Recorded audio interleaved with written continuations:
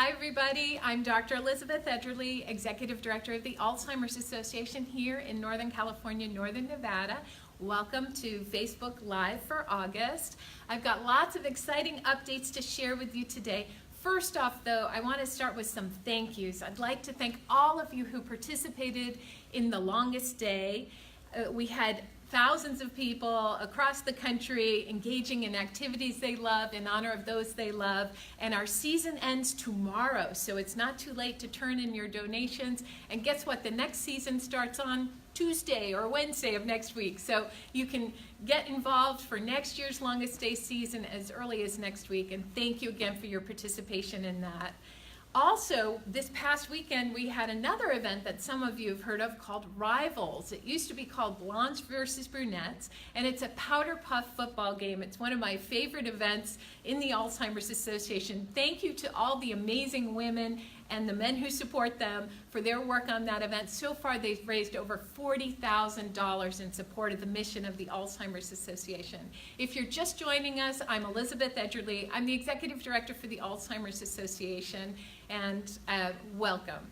Now I want to talk about the Walk to End Alzheimer's. The good news is there are many walks. I think they're scrolling behind my head, and so there is a walk near you. Even for those of you who are joining us from outside Northern California and Northern Nevada, there are hundreds of walks across the country, and we hope you will participate.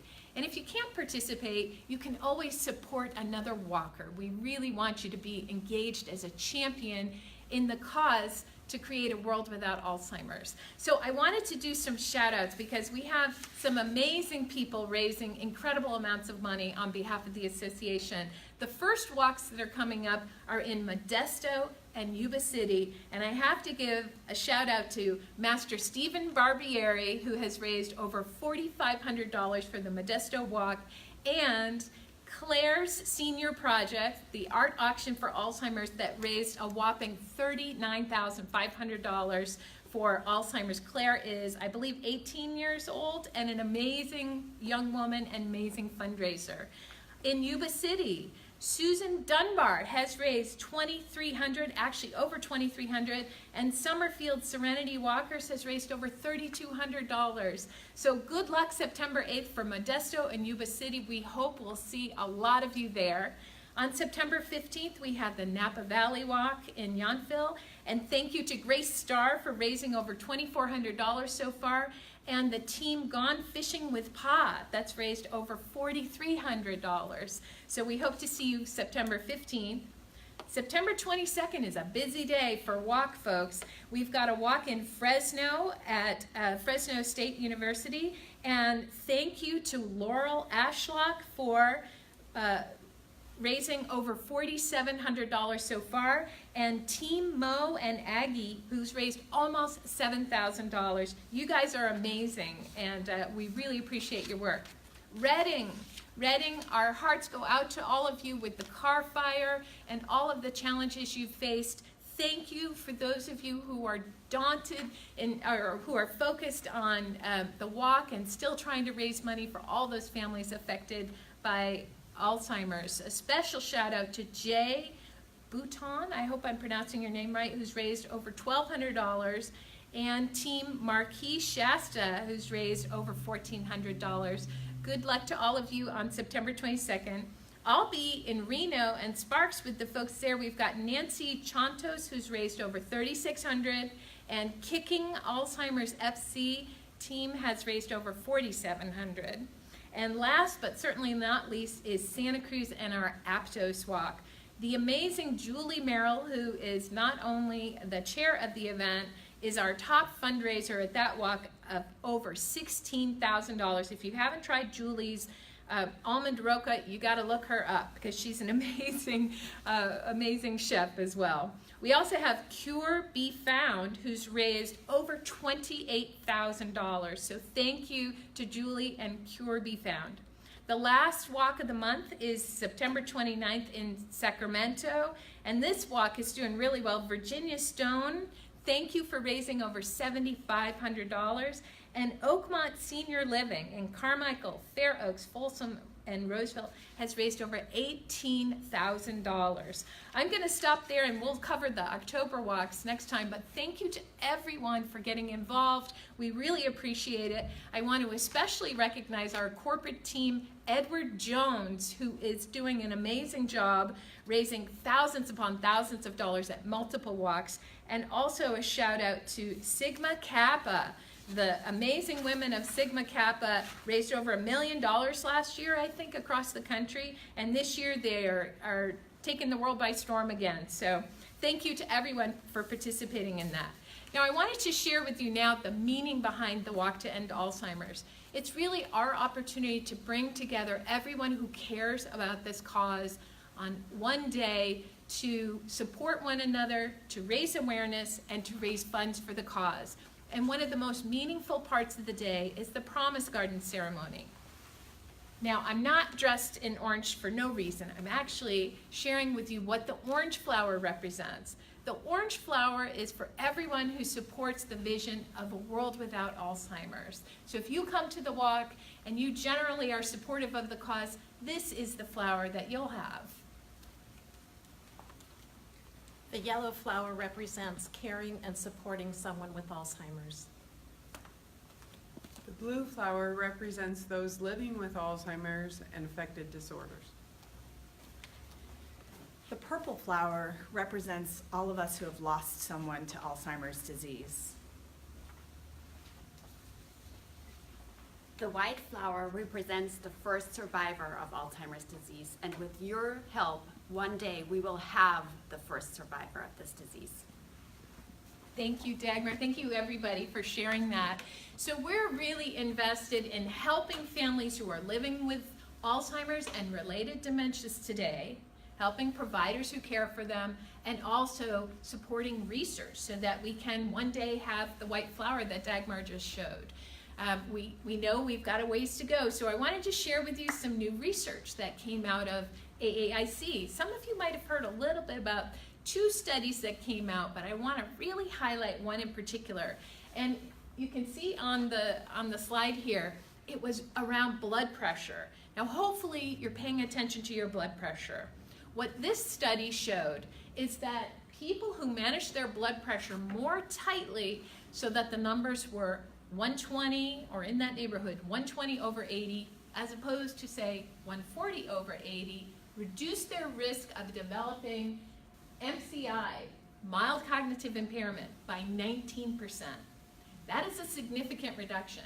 So what they're saying is that if we could just get that much tighter in controlling our blood pressure, either with exercise, diet, looking at salt intake, etc., and or medications, and they didn't specify a medication, they just found if you can control that blood pressure, you have the potential to reduce your risk of developing mild cognitive impairment by almost 20%. That's huge.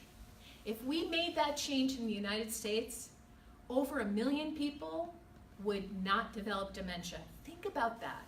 That's a huge number of people. So we want to spread the news, we want to spread the word that we can do something to alter our risk of developing dementia.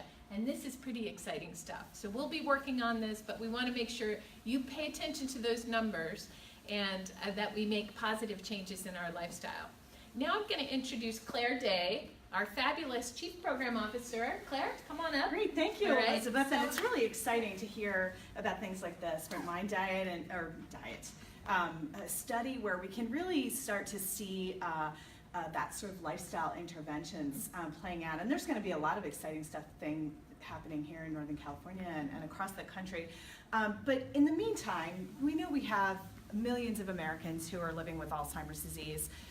Over 300,000 here in our chapter territory. We want to make sure that everybody is aware of the supports and programs that we have to offer people. Most importantly, I think, is our helpline. If you take away anything, I always say it's remember that helpline, 1-800-272-3900. You can call that number day or night and talk to a live person who can help to answer questions, who can provide you with resources, and most importantly is listening. And you know, I know that you've experienced that. Sometimes it's just that ability to have someone to talk to.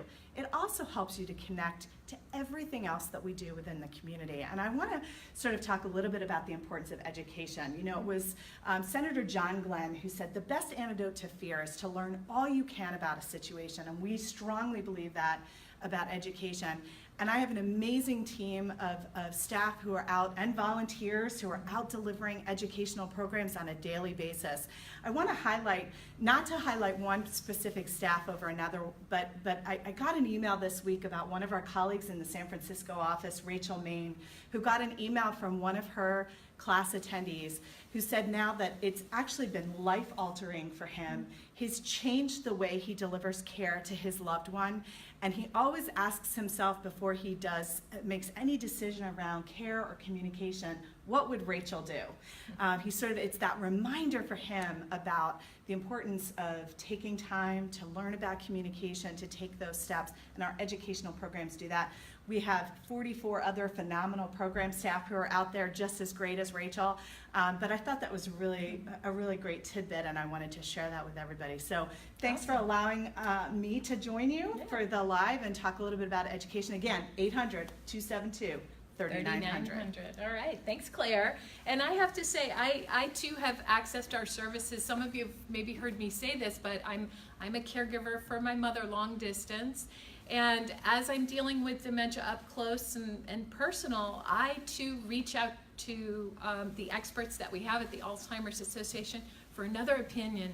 Sometimes just hearing from someone that you're on the right track makes all the difference between sleeping and not sleeping. And so I really encourage you to just call to double check, to make sure you're not missing anything, and the people are really warm, friendly, and knowledgeable. So we welcome your calls. So I want to end today by sharing some wonderful news that has happened recently, and it's a public policy win that we've been celebrating. The United States Senate just approved and added $425 million for Alzheimer's research. That, if approved by the House, would get us up to $2.3 billion, finally, for Alzheimer's science. And in order to have a world where we have a white flower, where there's the first survivor of Alzheimer's, someone who is living well and living a full life, but managing their symptoms through, for example, medication or lifestyle changes, what's going to take? That's going to require added investment in Alzheimer's science. And that's what we're seeing. So we're going to keep pushing to make sure the House approves this increase. But it's wonderful news for us to hear that the Senate says thumbs up to Alzheimer's science. So thank you to all of you for joining us for this month's Facebook Live. Please come to the Walk to End Alzheimer's or support someone who's walking, and we'll see you next month. Thanks, everybody. Take care.